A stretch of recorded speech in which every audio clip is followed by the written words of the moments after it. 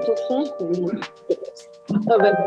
D'abord, bonjour, merci d'être si nombreux, c'est super chouette finalement de voir autant de monde qui sont intéressés par l'IA.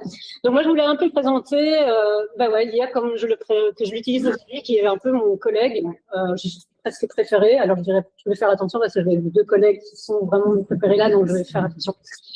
Mais du coup voilà, donc vite fait, donc moi c'est Doro. Je suis en fait une vieille milléniale j'ai eu de la chance parce que ma famille, mon père était vraiment un grand passionné de technologie et donc j'ai eu ma première console vers 6 ans, j'ai eu mon premier ordinateur vers 8 et du coup, en fait, j'ai été vraiment immergée par la technologie. Et du coup, en fait, ça m'a vraiment aidé enfin, je sais pas si on peut dire aider, mais voilà, ça c'est ma carrière. J'ai commencé dans l'Union européenne. Je me suis rendu compte que j'étais pas super bonne à parler avec les gens, donc pour la diplomatie c'était moyen, et donc j'ai décidé de me retourner vers les ordinateurs de nouveau, et donc j'ai décidé à apprendre à coder. Et quand je dis coder, c'est HTML, CSS, JavaScript, jamais back-end, et designer. Donc j'ai vraiment commencé en tant que web designer en 2010-2012, et au fil de ma carrière, je me suis vraiment spécialisée en product design. Puis je suis revenue en Belgique parce que j'étais partie. J'ai travaillé ici à la niche pendant quelques années. Arnaud, qui est là, qui se cache, m'a beaucoup appris sur ce qui est vraiment l'artistique, le créatif. Et puis je suis repartie sur le product design. Et maintenant, j'ai décidé de faire mon propre projet. Et c'est un peu comme ça que je vais vous présenter tout ça. Donc, c'est ma carrière. Mais avant de commencer, je voulais aussi vous montrer un peu les premiers tests que j'avais fait avec l'IA. Et ça, c'était en 2023. C'est avec Midjourney. Et mon prompt, il était assez pourra, faut bien dire. Dior gives a plan to loom made of web. Je ne savais pas trop ce que je devais faire. La réponse était tout aussi pourrie. Si c'est pixelisé, c'est parce que c'était vraiment ça qui m'avait donné. La résolution de l'image était vraiment toute petite à l'époque. Tout est slope, enfin ça donnait vraiment pas grand-chose. Du coup, je me suis dit ok, bon ça a l'air un peu naze ce truc, je vais un peu laisser tomber. Et en fait, il m'a fallu 1 an pour revenir dessus. Et vraiment, pour essayer de comprendre l'IA, moi, j'ai toujours besoin, enfin, n'importe quelle technologie, j'ai toujours besoin de faire des side projects. Et j'ai un petit gamin à la maison et je voulais vraiment lui expliquer, voilà, c'est quoi l'IA. Et donc, j'ai décidé de faire un site. J'ai pris un bête Squarespace et j'ai tout fait, tout le contenu, je l'ai fait avec l'IA il y a 1 an et demi même. Et donc, du coup, des fausses photos pour qu'il apprenne, à pouvoir reconnaître qu'est-ce qui est vrai, qu'est-ce qui est pas vrai. J'ai fait toute un petit livre pour lui. Tout ça avec l'IA. Et en gros, moi, ça m'a vraiment permis d'apprendre à comment utiliser cette nouvelle technologie et savoir prompter. Donc, vous avez vu le premier prompt, ça c'est le deuxième prompt en 2024. Donc, forcément, je m'améliore, la machine s'améliore aussi, et donc le résultat est quand même vachement mieux, je trouve. Du coup, ça m'amène en fait aussi à ça. En 2024, petite parenthèse personnelle, donc j'ai été diagnostiquée après 28 ans d'errance médicale d'endométriose, et du coup, j'ai vraiment utilisé cet outil-là pour pouvoir faire un projet vraiment artistique, voilà, vraiment pouvoir essayer de faire visualiser ma douleur que j'avais pendant toutes ces années. Et donc, j'ai fait pas mal d'images, mais je me suis aussi mise, avec Midjourney et Kling, j'ai commencé à faire des vidéos. Ça vit. De nouveau, c'était il y a 1 an et demi, donc les choses ont encore vraiment vachement évolué. Déjà, j'étais super contente du résultat qu'on pouvait faire à l'époque. Alors, on n'entend pas la musique. C'est tout mon avis. Donc voilà, en fait, ça, en gros, à l'époque, c'était potentiellement 2 heures de travail sur Midjourney et après, de nouveau, 1 heure, 2 heures de travail sur Kling pour avoir quelque chose qui fonctionne ensemble. Et donc voilà, donc ça me permet vraiment de pouvoir sauter sur le fait que maintenant, je travaille sur mon propre projet qui s'appelle Femmes, qui est donc une plateforme digitale, une plateforme web pour les femmes comme moi qui ont été vraiment en douleur pendant des années sans vraiment savoir où aller trouver une solution, quelle personne pouvoir contacter quand on est en galère comme ça. Donc vraiment, donc que ce soit un réseau de professionnels, des produits un peu de niche, de l'éducation et en fait une communauté. Et donc, voilà. Donc, c'est vraiment super parce qu'avoir une idée, c'est vraiment cool. Tout le monde me dit, ton idée, elle est vraiment top, il faut absolument que tu le fasses. Maintenant, la concrétiser, c'est vraiment galère, surtout quand on est seul. Et donc, l'idée, c'est un peu ça. Hein. Donc, on a une idée et on a 60 trucs qu'on doit faire. Et on ne sait pas vraiment par où commencer. Enfin, commencer, ça va. C'est surtout après continuer, savoir où aller, etc. Donc, Je vous ai mis ici un peu tout ce que j'ai pu faire en noir avec l'IA, toutes les choses que j'ai pas encore faites, que je les ai pas encore testées avec l'IA, mais quand même, déjà, rien qu'en 4 mois, j'ai pu faire énormément de choses avec mes agents IA. Et donc, voici la plateforme. Donc, la plateforme, ça donne ça. C'est donc, on parle d'un problème qui nous touche.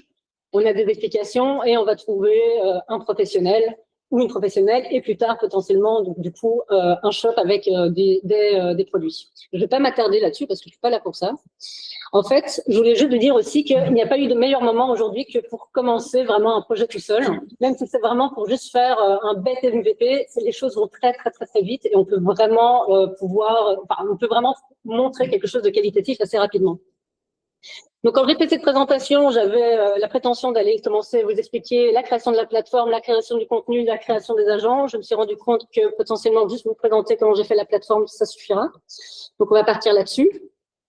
Donc, la plateforme, ça va être quoi? Maintenant, c'est vraiment un réseau professionnel, un e-commerce, de l'éducation et la communauté. Et je vais commencer vraiment la communauté avant de faire quoi que ce soit, avant de vraiment toucher une ligne de code, parce que ça m'a permis de pouvoir discuter avec ces personnes-là pour pouvoir vraiment savoir, OK, est-ce que je suis la seule vraiment à avoir ce souci? Est-ce que ça va servir à quelqu'un d'autre ou je fais ça juste pour moi?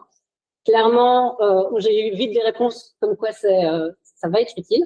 Donc, ça m'a dit, OK, maintenant, en fait, j'ai dû choisir une plateforme. Qu'est-ce que je vais choisir? J'ai décidé de choisir Shopify, vu que je voulais faire du commerce. Et je voulais avoir quelque chose qui me permette d'avoir un back-end assez fort, assez robuste, parce que personnellement, moi, le back-end, j'y connais sincèrement que dalle. Hein, donc, ça va en front-end, mais voilà, back-end, ça va pas. Et donc, du coup, je me suis dit, OK, je vais faire Shopify. Il y a des templates pour Shopify. Je ne vais pas vous faire toute une explication, mais en gros, une template de base, c'est gratuit. Une template sympathique où il y a un peu plus d'options, ça va jusqu'à 500, 700 $. Donc, je fais non, pas moyen. Du coup, Shopify, cool. Et j'avais entendu parler de ce truc-là qui s'appelle Cursor. Je me suis dit, OK, bah, comme d'habitude, j'ai besoin d'un projet pour commencer. Donc, je vais tester et je vais prendre le template de base. Je vais connecter mon GitHub, mon Cursor et je vais tester de faire des petites modifications, des customisations. Et donc là, maintenant, en fait, je voulais utiliser cette présentation pour vraiment vous montrer un peu le travail que je fais et comment je mets en place, en fait, le travail avec ce curseur. Donc voilà, donc ça, c'est un composant qui n'existe pas chez Shopify, donc je dois le créer de zéro. Donc, je voulais avoir des professionnels, on pouvait lire ce qu'elle fait, je voulais être lié avec des symptômes, etc. Donc, pour commencer, ce qu'on fait d'habitude en tant que product designer, on benchmark. Donc là, je regarde Doctolib, je regarde Rosa. C'est pas vraiment mes compétiteurs, mais au moins, il y a déjà quand même de la matière pour savoir ce que je veux faire. Je voulais vraiment absolument avoir les symptômes dedans. Donc, c'était pour moi, il fallait vraiment que je puisse lier les symptômes avec les produits, avec les blogs. Donc, les symptômes, c'était vraiment vouloir avoir toute cette pieuvre qui tient un peu tout. Alors, il faut savoir que j'avais commencé à designer mon truc. Moi, ça fait 2 mois que je suis dans le projet. Je dois gérer tout à côté. J'ai plus rien au niveau créativité. Et il se fait que, voilà, un peu comme Lovable, Figma a créé Make. Et je lui ai demandé, OK, je vais lancer ça dans la machine et je vais voir un peu ce qu'il me donne pour pouvoir juste, en fait, m'inspirer parce que, voilà, j'avais besoin d'inspiration. Donc, le prompt, en fait, donc je lui ai dit, voilà, je vais créer. Je travaille en anglais, donc les trucs sont en anglais. Can you create the UI of a card for healthcare professionals? Here are the fields that need to be there. Donc, je lui montre toutes mes fields avec du vrai contenu. Voilà, Margot, c'est vraiment quelqu'un qui existe. J'ai sa propre définition. Et là où je vais être vraiment clair avec lui, c'est, s'il te plaît, dis-moi où mettre les labels, réorganise tout parce que je sais pas quoi faire. Vas-y, il faut que tout fasse du sens. Voici le résultat. Alors, ça va. C'est OK. Je n'étais pas ultra emballée, mais au moins, ça m'a permis d'un peu restructurer mes idées. Et du coup, ce qui est bien avec Figma Make, c'est que je peux prendre ce que le mec m'a fait, le reprendre dans mon board et commencer à chipoter avec ce qu'il m'a donné. Donc là, je fais mes itérations et je finis par avoir ma carte que je veux. Là, qu'est-ce qui se passe? Donc, je vais le pousser sur Cursor. Et pour le faire, en fait, tout simplement, je lui dis que je dois créer un nouveau composant. Je vais lui donner un nom. Je vais lui donner toutes les fonctionnalités. Je vais aussi lui donner les fonctionnalités des settings parce que dans Shopify, il faut savoir que dans le back-office, vous pouvez un peu chipoter, customiser vos fonts, etc. Mais tout ça, il faut aussi le créer. Donc, il doit pouvoir créer aussi ces settings-là. Et en fait, à la fin, je lui donne aussi un screenshot parce qu'on peut uploader un screenshot et tu lui dis, ben voilà, utilise ce screenshot aussi comme fondation pour le design. Donc voilà, j'ai la base et puis j'ai un truc qui, en fait, est complètement OK pour un premier jet. Donc je passe là de product designer et je deviens QA comme on fait d'habitude. Donc je lui dis, ben voilà, déjà je lui dis une chose à la fois, ce qui doit changer. Il faut faire aussi bien attention en fait tout ce qui est petit tweak design, mais aussi bug. Et il faut surtout le féliciter et lui dire merci parce qu'on ne sait jamais dans 5 ans ce qui va se passer. Donc ça fait très attention. Et donc, je voulais aussi vraiment dire que voilà, en fin de journée, mes neurones sont morts quand je travaille pendant 4-5 heures là-dessus, mais en fait, les LLM, ils sont complètement tannés aussi. Donc, ils font n'importe quoi, ils hallucinent, etc. Donc, j'ai remarqué que du coup, pour vraiment essayer de travailler là-dessus, en fait, j'arrête. Je laisse la nuit. En fait, je ne me force vraiment pas. Et le lendemain matin, déjà, moi, je suis reposée. Je réfléchis à mon prompt, mais je reverte aussi avant le début de là où ça commençait à partir en cacahuète. Donc, je reverte et je recommence, je recrée mon prompt. Et là, je lui demande parfois de créer un debug panel. Si ça ne va vraiment pas, comme ça, je peux lui copier-coller tout ce qui ne va pas. Je lui dis, bah, tiens, tu vois, là, ça ne va pas, pouf, je lui donne. Et au fur et à mesure, on commence à vraiment débugger ce qui ne fonctionne pas. Aussi, alors, je sais pas vraiment si ça fonctionne, mais en tout cas, à chaque fois que je finis vraiment un gros truc, une grosse feature, je lui demande de cleaner. Je lui dis, voilà, super, tout fonctionne, mobile, desktop, parfait, mais est-ce qu'il y a encore des choses que tu peux améliorer, cleaner pour que le site soit plus léger? Il y a toujours des trucs à faire. Maintenant, je peux pas passer derrière pour savoir si c'est nickel, mais voilà. Donc voilà, donc ça c'est vraiment en fait, quand on regarde un peu ce travail, c'est un peu la manière dont je travaille au niveau de la plateforme, c'est design, travail avec l'IA, QA, beaucoup de QA. En fait, finalement, je ne fais que du QA. Je lui dis, donc il travaille derrière, je suis sur mon téléphone, j'attends qu'il me sorte un truc et on repart. Donc en fait, c'est vraiment juste une discussion comme ça. Donc voilà, par contre, je pense que c'est quand même super important, parce que là, je finis, de penser que travailler avec l'IA comme ça autant, il y a quand même un coût humain qu'on entend de plus en plus avec tout ce qui se passe. Voilà, par exemple, je crois que Amazon avait parlé du fait qu'ils ont viré 7000 personnes à cause de l'IA. À voir si c'est vraiment à cause de l'IA. Mais bon, on sait qu'il y a quand même, on a des difficultés pour les plus jeunes, etc., à trouver un boulot avec l'IA.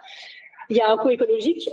Donc, il y a eu, par exemple, le MIT qui a bien montré que d'ici 2028, l'utilisation de l'électricité pour l'IA va passer de 4 à 12%. Donc, c'est quand même quelque chose qu'il faut quand même qu'on réfléchisse et qu'on voit comment est-ce qu'on peut améliorer les choses. Et le coût éthique, voilà, mon gamin, il a 10 ans,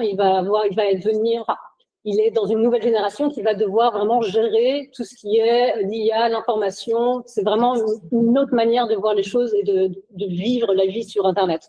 Donc, il y a vraiment plus, on ne parle pas de Trump, enfin, voilà, si on pourrait en parler, mais comme ça. Mais voilà. Donc, il y a beaucoup de choses. Mais aussi, par contre, ce qui est quand même un truc chouette, je pense qu'il y a, comme je disais aussi, il n'y a vraiment pas de meilleur moment aussi pour nous de se distinguer. Parce que quand tout le monde fait un peu la même chose, quand on voit toutes les templates Lovable qui se ressemblent, c'est un peu la même chose que toutes les templates qu'on pouvait acheter sur WordPress. C'est des templates à 15 €, là c'est gratuit, tout le monde peut le faire. Mais voilà, c'est vraiment maintenant que un peu, c'est la créativité qui va nous permettre de pouvoir faire des choses qui se distinguent et qui permettent de faire des chouettes choses, j'espère. Donc voilà. Merci beaucoup.